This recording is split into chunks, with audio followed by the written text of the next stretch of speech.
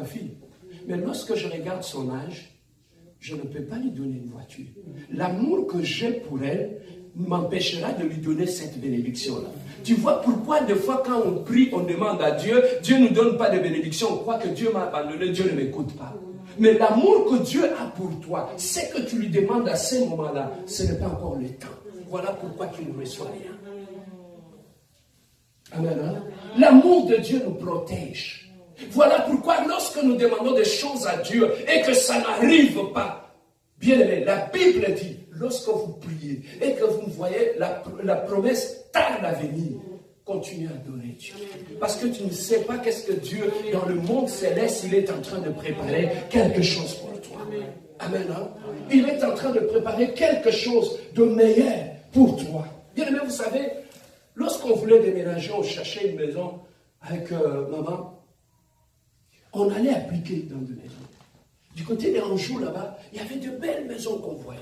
On te dit, non, papa, vraiment cette maison qu'on a visitée, vraiment qu'on prie Dieu qui nous donne cette maison, Seigneur, qui nous donne cette maison. On rentrait à la maison, on priait, Seigneur, nous voulons cette maison-là. Le même matin, on nous appelle, allô? Ben, on a rejeté votre demande, quelqu'un d'autre, on a donné ça à quelqu'un d'autre. On était comme abattus, on était comme découragés. Alors, le lendemain, on continue encore, on cherche, on trouve quelque chose. On nous appelle, non, on a rejeté votre demande. Le propriétaire, à lui-même, il a choisi, il a donné à une autre personne. Bien aimé, jusqu'à ce qu'on est allé, on a dit, mais Seigneur, est-ce que tu vas nous donner ou tu ne vas pas nous donner? On ne s'était pas fatigué, on a continué à chercher, jusqu'à ce qu'on est allé trouver une maison.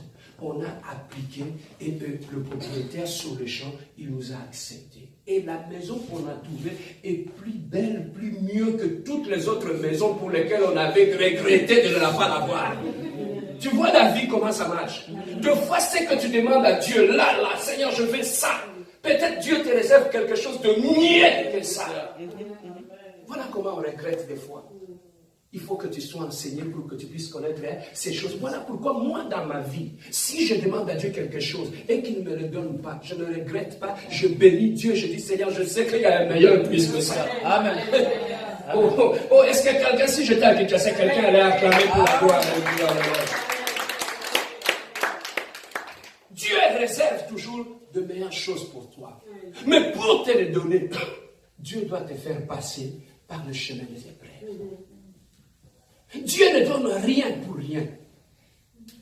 La bénédiction que tu veux, Dieu va te le donner. Mais il faut que tu testes d'abord si tu as la foi en Dieu. La parole de Dieu dit, on ne donne pas la nourriture des enfants aux chats. Amen. Hein? La nourriture des enfants, on les donne aux enfants. Voilà pourquoi la bénédiction qui est réservée aux enfants de Dieu, Dieu les donne aux enfants de Dieu, pas aux flattés. Papa, lorsque nous prions, je vais vous expliquer des choses. L'autre fois, lorsque nous prions, Seigneur, donne-moi, Seigneur, donne-moi, Seigneur, donne-moi. Aussi longtemps qu'il n'a pas encore éprouvé ton cœur, tu n'en auras pas. Lorsque tu vois, tu demandes quelque chose à Dieu, ça met du temps. Dieu est en train de t'observer. Il est en train de te tester. Quand il trouvera que tu es bien pour ça, il va te le donner tranquillement, dans la douceur, simplement. Souvent, bien aimé, nous allons d'une église à une autre. Dans cette église-là, Dieu ne parle pas là. Dans cette église, Dieu ne parle pas là. Dans cette église, depuis que je suis là, je prie, mais je ne vois rien. Tu pries et tu vois rien. D'abord, est-ce que ta relation avec Dieu est correcte? Oh, ce pasteur-là n'a pas de puissance. Je me fais chercher un pasteur qui a une puissance. Papa, tu peux prier avec un pasteur qui a une puissance. Celui qui bénit, ce n'est pas le pasteur, c'est Dieu lui-même. Le pasteur n'est qu'un instrument. Même s'il a l'onction, le fait sort. Si Dieu dit ce n'est pas le temps, ce n'est pas le temps. Amen. Tu peux passer par 15 prophètes, 500 pasteurs. Si Dieu dit, it's not the time, it's not the time. Amen. Il ne va pas te bénir. C'est ça qu'on ne comprend pas. On croit que non, comme ce prophète-là, je priais avec lui, je n'ai pas réussi. On m'a dit qu'il y a un prophète vers Henri Bourassa là-bas. Lui, quand il prie seulement, c'est du tic-au-tac. Tu cours là-bas. Non, ça ne dépend pas de pasteur. Ça dépend de Dieu. C'est Dieu lui-même qui bénit. de ta bénédiction. Même un petit pasteur peut t'imposer la main et te dire, tu es béni ma sœur, et tu es béni. Et tu vois l'accomplissement. Pourquoi? C'est dans le temps de Dieu. La Bible nous dit, notre Dieu, il est le temps. Il est le Dieu de temps et de circonstances. Il n'agit que dans son temps. Amen. Hein? Voilà comment Dieu fait les choses. Mais lorsque tu ne comprends pas ces choses-là, tu vas courir d'un prophète à l'autre.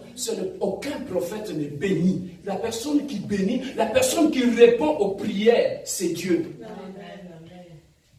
Est-ce que je peux avancer? Amen. Alors ici, il y avait les 3 Hébreux qui sont allés à Babylone. Et pendant qu'ils étaient là, le roi avait élevé une sorte de statue. Il a dit à ces 3 Hébreux, il a dit à tout le pays, cette statue que j'ai élevée, lorsque vous entendrez le son de la trompette, tout le monde va se prosterner devant cette statue et tout le monde va commencer à adorer. C'était tout le monde dans le pays. Et à ce moment-là, lorsque la trompette sonnait, tout le monde se mettait à genoux et commençait à adorer sur le statut que le roi Nabuchodonosor avait élevé. Mais bien aimé, il y avait des Hébreux qui étaient aussi dans ce pays. Et ces Hébreux-là, lorsque tout le monde se mettait à genoux pour adorer Dieu, ces 3 Hébreux ne se mettaient jamais à genoux, n'adoraient jamais Dieu.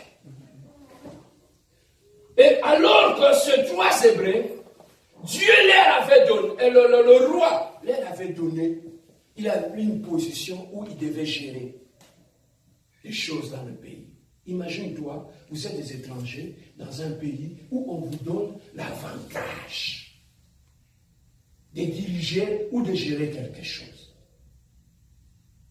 Et malgré cela, lorsque le roi avait demandé à tout le monde de se prosterner devant la statue, ces 3 Hébreux, malgré l'avantage que l'homme leur avait donné, ils ont dit, pour notre Dieu, on ne s'agenouillera jamais.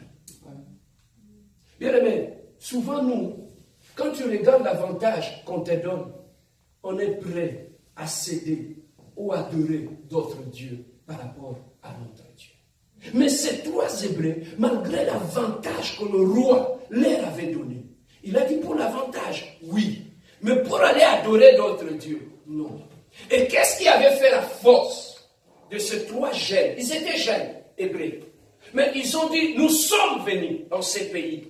Nos ancêtres, nous savons qu'en Israël, on a un Dieu. Ils ne nous avaient pas montré un autre Dieu. Le seul Dieu que nos ancêtres nous avaient appris, c'était le Dieu d'Israël, le Dieu en haut. Donc, au-delà de ces dieux-là, on ne nous a pas montré un autre Dieu. Donc, nous allons adorer uniquement le Dieu de nos ancêtres, le Dieu de nos pères, le Dieu, ce Dieu-là. Nous l'avons vu accomplir de grandes choses. On nous a parlé de ce Dieu-là. Nous sommes restés fidèles à ce Dieu-là. Et ces jeunes-là, on les a déplacés, ils sont allés en Babylone. Mais en allant en Babylone, la meilleure des choses, dans leur cœur, ils avaient gardé leur Dieu. C'est comme lorsque nous venons à l'église, on nous enseigne un Dieu de gloire.